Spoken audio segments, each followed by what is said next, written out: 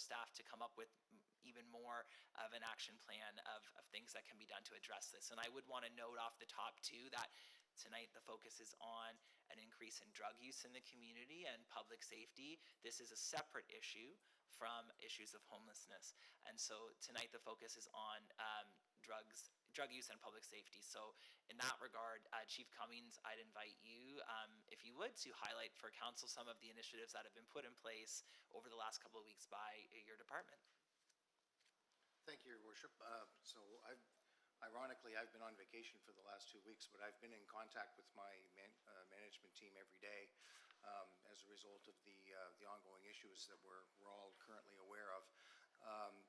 You've probably seen an increase, a high increase of more foot patrols in the downtown Newcastle area. Our 2 e-bikes are logging up a lot of miles by our officers being in the area, especially in the area of Queen Elizabeth Park. We've also, we utilize everything that we can. We put our drone to use in the nighttime hours in order to try and see what's going on a little bit covertly. That's been at use. The city is, as you're aware, is broken up into 4 zones as far as us responding to calls.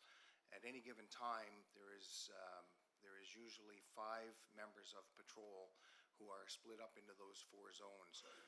So it's not an ideal situation, but at any given time we have 1 person in the downtown of Newcastle assigned to that zone. A couple of the other zones, and especially in the evening hours, are quieter. We've reallocated those resources to be in the downtown zones to increase presence. It is an ongoing situation that unfortunately I don't see a resolve to overnight, but I think we will get there as time goes on. I've also advised our management team to have our detective division, which comprises 3 members, to be out and around in the Queen Elizabeth Park area. You might not necessarily see those members because they're in plain clothes, but they are there. And as recent as 3 o'clock this afternoon, the Integrated Enforcement Unit, which does a lot of drug work in the area of not just the city, but the outlying areas as well. They've been mandated to do some focusing on the downtown, and at 3 o'clock this afternoon, they made a bust that they witnessed a transaction in the park and made a significant seizure right next door here by the food bank. So it's an ongoing effort. I'm fully cognizant of the fact that it's a frustrating effort. We're dealing with social issues that I'm sure we'll talk about later this evening that are beyond the scope of just the members that are in this room. But having spent 5 days in Summerside at a national umpiring event last week, I can tell you that all of the towns and cities that I've come across or been in are in exactly the same boat that we're in now, which is not enviable, I understand. So I would open it up to any questions that you have for me. Sure, thank you, Chief Cummings. Yes, we'll open the floor now for questions or comments from members of council. Councillor King.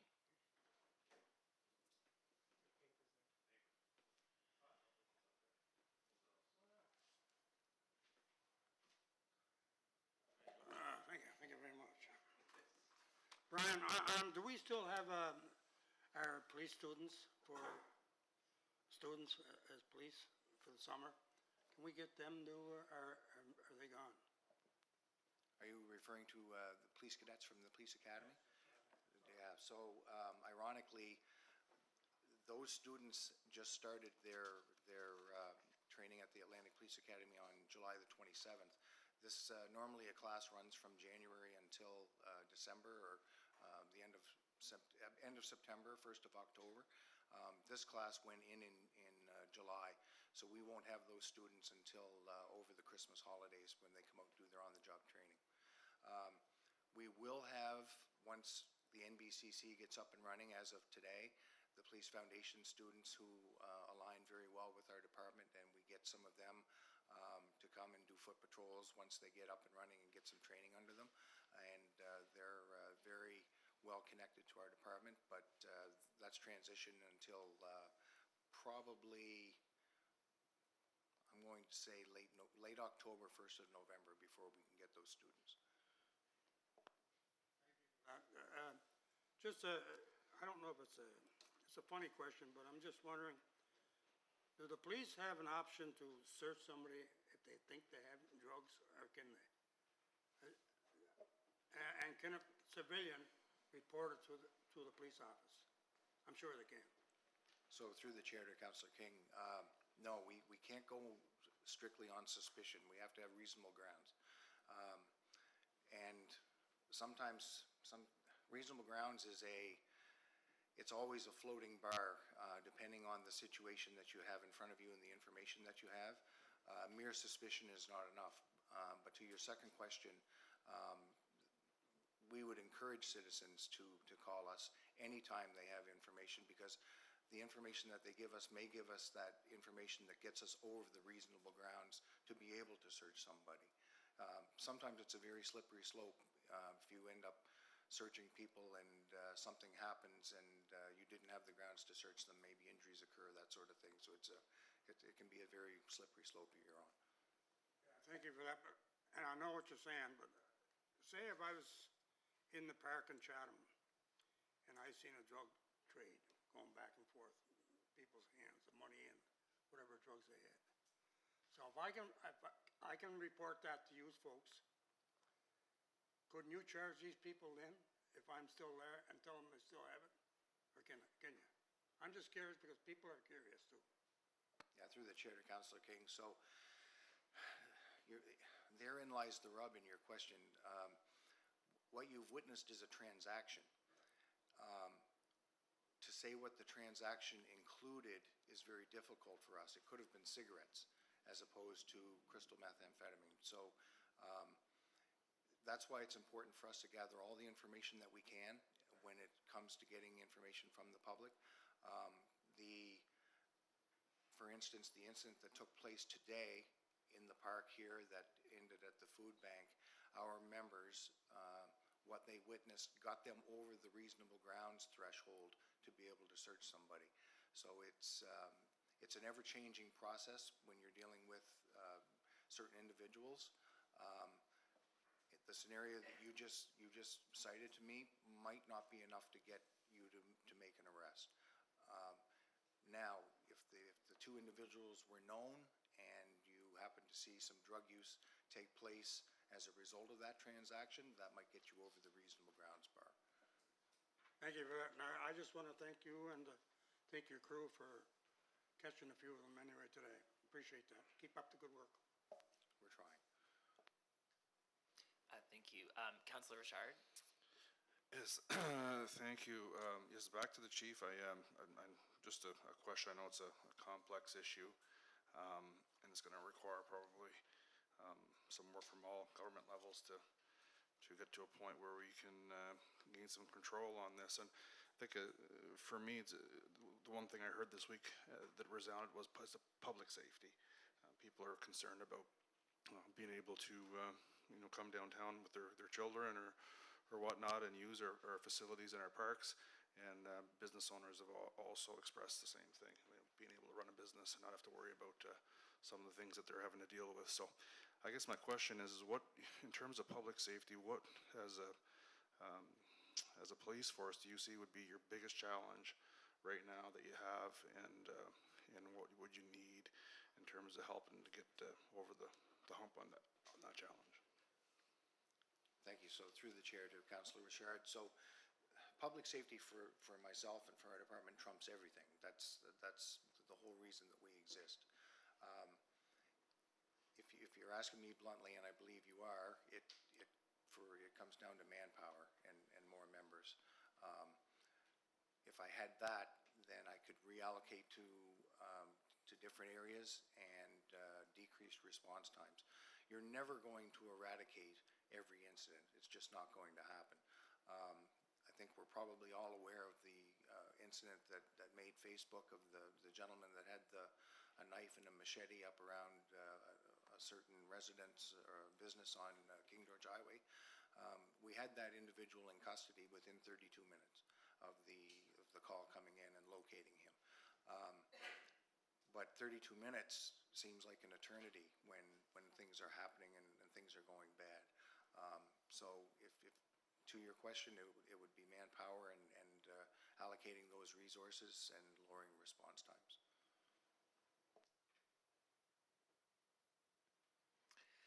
Councillor Duplessis. Thank you. With concerns to the Kiwi Park, I know in Elm Park we have surveillance. When that renovation was done, there was cameras put in that. Is there anything to be said around that as like a deterrent or something, piece of infrastructure that we can look at for this park? And do we see that as a correlation of maybe less activity in one park versus another? Thank you. Through the chair to Councillor Duplessis. So it's not common knowledge, but we do have surveillance cameras in QE Park. We put them in place just as spring was ending. We actually have them in strategic locations all around the city, entrances to the city. QE Park in the downtown is a couple of locations that we have them. I know Director Walsh sent out an email a couple of days ago regarding the same program through NB Power and setting up some cameras for his department as well. We have been using those cameras to our benefit almost daily. The vast majority of individuals don't know that they exist. They probably will after tonight, but I'm okay with that, because if they know they're on camera, maybe it deters the cutting down of our light standards and lugging them through the park, which are ridiculous situations. So I think the difference between Elm Park and Queen Elizabeth Park is simply location. We could easily have the same level and magnitude of types of incidents in Elm Park, but thankfully we don't at this time. And then another, I'd like your thoughts on, is there value in like a security contract? And I know, those investments are Multiple levels of security like that, it can only be a benefit.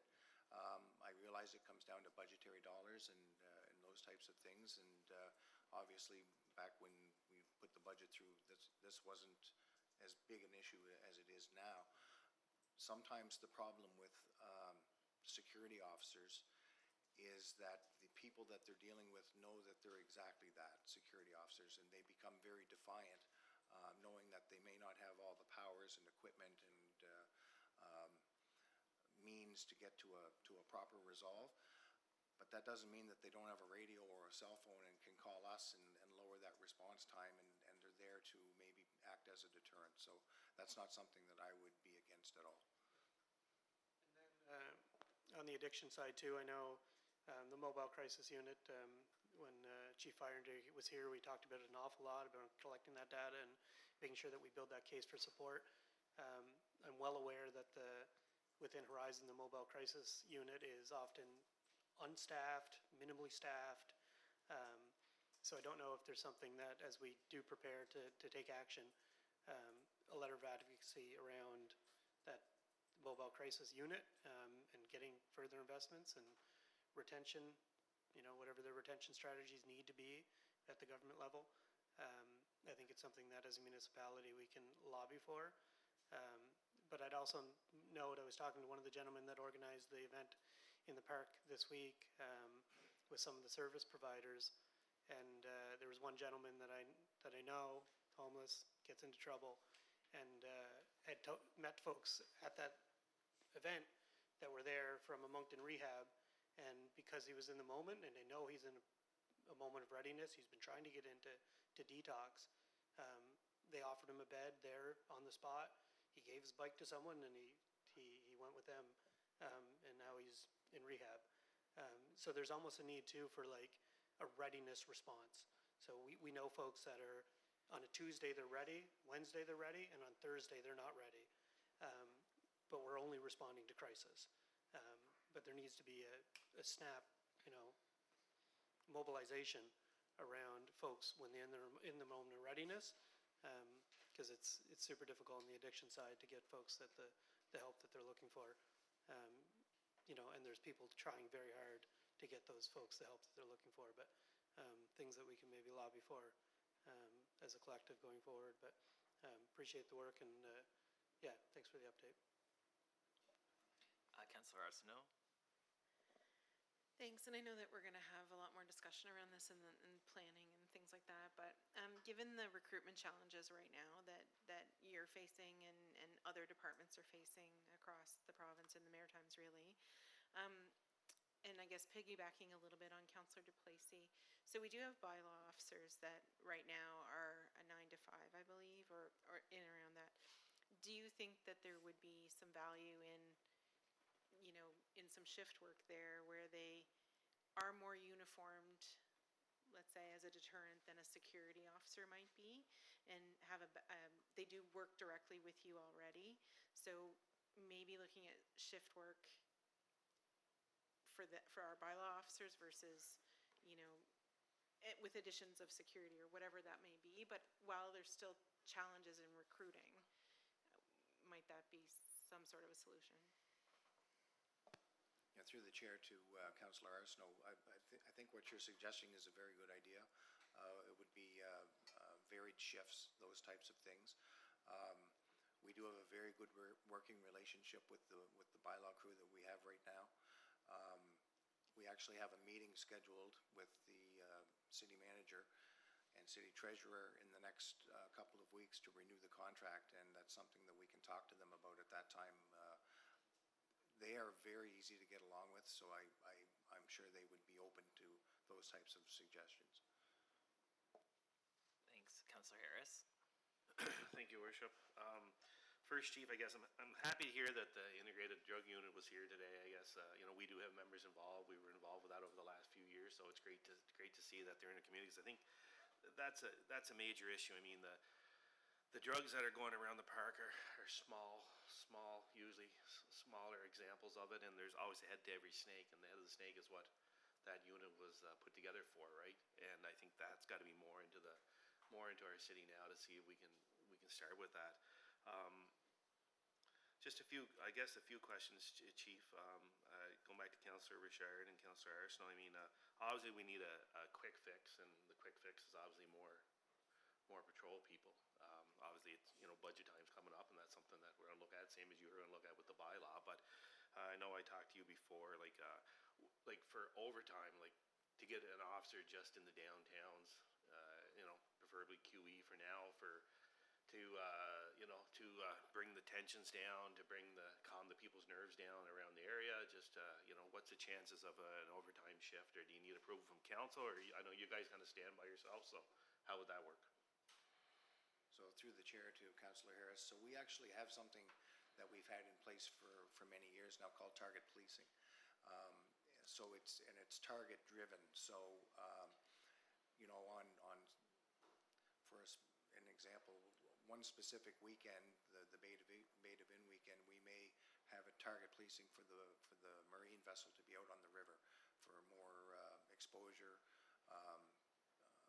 you know, looking for violations, that type of thing. And one of the things that we'll be doing is target policing for the downtown. You come in and you do your shift, if it's an 8-hour shift, if it's a 10-hour shift, and it'll just be foot patrol in the downtown for deterrence and visibility.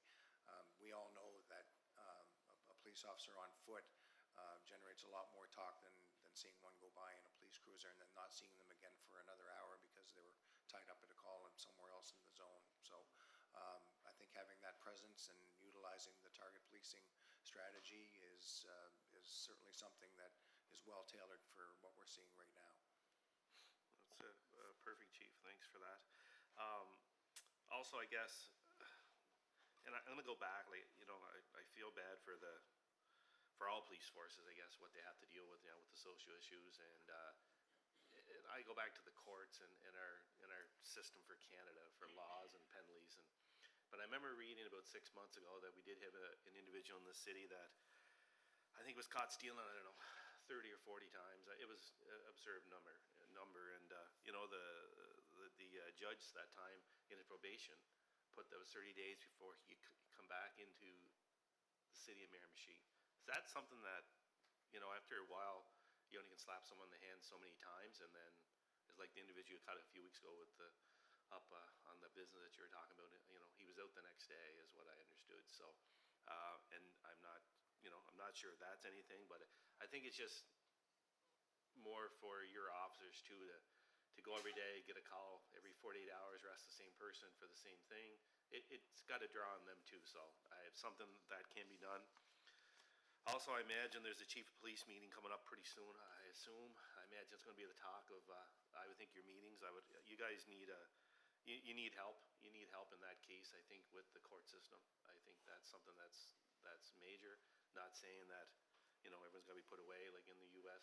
for life or anything like that. But there's got to be some deterrent for doing things, and I think that's what the people are looking for. And when you start reading more, and this is just not Miramichi, I guess, right across our country, that's what people are looking at now, and for defense and everything. So I don't envy your job. I think you guys are doing what you can do, but I think there's, council, I think, would support the overtime, the pinpoint person in the park on foot. I think that would be a big for the downtown community here now. And also, I did have a call from one of the business owners downtown. Didn't really even realize it, but I think it's something for our bylaw officer. There's signs up, no bicycles in the park. I don't know if that's our bylaw officer, but I never saw the sign before in my life. I guess I haven't really looked for it, but they said that might help or may not help. I'm no expert, and that's what I try to tell them. Like around this table, we have mortgage, we have mortgage people, we have real estate agents, we have federal employees.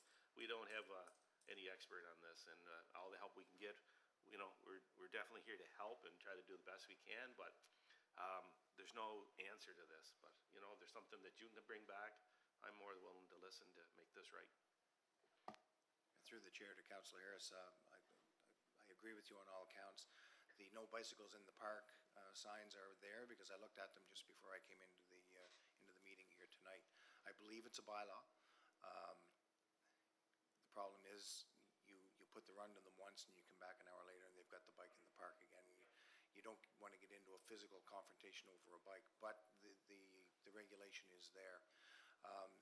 In relation to what you stated about probation matters, you're correct. The courts can be very frustrating, and the individual that had the machete and the knife, we pick him up and he's back out on the street the next day.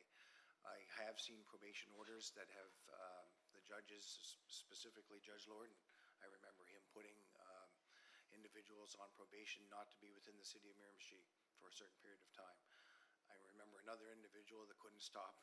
This one's a bit comical, but he couldn't stop for longer than 30 seconds in downtown Newcastle, and he had to keep moving. He had a nickname that went with it. So the judges that are willing to put those probation orders in effect, my court section will be asking for those types of specific conditions to be put in on prolific offenders. And really at the end of the day, I know the mayor mentioned the homeless situation. The homeless situation, there's people that need help, and that's what we're trying to provide as a council, as a society. But it's always the few, and doesn't matter what you're into, that always cause these issues that blow it up and make it an issue for one community. It's not the homeless community. It's the individuals that are making this happen right now in the downtown, and that's what we have to cure. And I think once we get that done, hopefully with some more enforcement, and unfortunately that's what we have to do, and that's what people are asking. So, but I think we live in a pretty darn good city and a pretty safe city.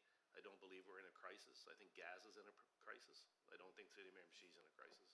So I all the best, and I think this council's behind you for whatever you want to do, Chief. Thank you. Thanks. Just to speak from the chair on this, and I appreciate the comments and questions from all of our colleagues this evening. I have one question, Chief, and then I will maybe offer a few thoughts and ask how we can put this into a plan. But the question really is on behalf of citizens, like that, what should citizens do if they see criminal activity happening or they find needles in a park, whether that's in downtown Newcastle or any other part of the city? I know that's something that people ask us all the time, and so what should they do if they see these things? So through the chair to your worship, call us. it's a two-word answer, and that is call us. I know some citizens see, because of where they're located or where they live, they see things on a more regular basis. Last week, I read about, while I was off, somebody saw some drug use that was taking place up by St. Mary's Church, and they put in the post that it took us 20 minutes to get there. What they weren't aware of was that two of the officers that were going to be dispatched were tied up with an impaired driver at the office. When they were dispatched after they cleared, it took 6 minutes to get there. But it did take 20 from the time of the original call because they were tied up on something that was fairly serious. But we will always strive to respond as fast as we can and in a safe manner. And without that information from the citizens calling us and giving it to us, we're oblivious to it. It's a partnership that we have. It's community policing, and we need those phone calls in order to do the jobs that we get paid to do. Well, thank you for that. And I will say, like, I've learned this evening some of the initiatives and tactics you guys are using that even I wasn't aware of. And I know that you've really enhanced those things in the last couple of weeks, and there's still a lot to do. I think one of the challenges and frustrations for all of us in the community, including you guys, I'm sure, is policing by its very nature is reactive. So, it's our job, as a municipal sector, we're responsible for policing, which is enforcement. But often, we're just enforcing or responding to things that have already happened that people don't want to have happened. And we do need that, so additional resources and efforts from other levels of government, as it relates to addictions and mental health, more support and resources for people at the provincial level, at the federal level. We need these changes to the criminal code that put you guys in a better position to not have so many repeat offenders just walking out and doing the same thing the next day. It is our job, though, to make sure that you and your team are properly resourced and have the tools and equipment to be as effective as possible in our mission, in our shared mandate, right? So, and in addition to some of what's already been brought up, the things I've heard from some people in the community over the last couple of weeks as well is, there used to be in the community for a lot of years a drug prevention and response committee. It was led by Horizon Health for a lot of years, and I think around the COVID, it just kind of disbanded and didn't come back. I think that would be something that would be helpful to have put back in place. We have now our Community Advisory Board on Homelessness. I think it would be time to establish something that focuses on public safety and drugs as well. So I think that might be good to see that. And I know I had someone from Public Health reach out. They used to help run that committee. They'd offered to work with us to reestablish that, if that's something that we think could be helpful. I know in the past too that since I've been in this chair, in the past periodically, your department has held public information sessions on the different types of drugs that are in the community and what people can do, to sort of prevent their families from getting involved in those things or to learn about how to deal with it. So I think maybe it might be effective or helpful to have some more public information sessions as well. Certainly, I don't mean that in lieu of some of the additional resourcing, but in addition, I've heard people recommending as well additional bylaw presence. So what I was hoping would come tonight is basically what's happened. We'd get some information out there. We know that there's already some work happening. We could ask questions, and then I would like to see if, I don't know if we formally need a motion, but for council to ask your department and senior staff to put together a bit of an action plan of what additional tactics and resources you think will be helpful in dealing with this increase in kind of getting things under control in the community. So, we know that we are coming into budget time, but some things like information sessions might also be good ideas. Not everything. Some things will cost money, and I think council's willing to consider those things to make sure that we have the best opportunity to get this under control.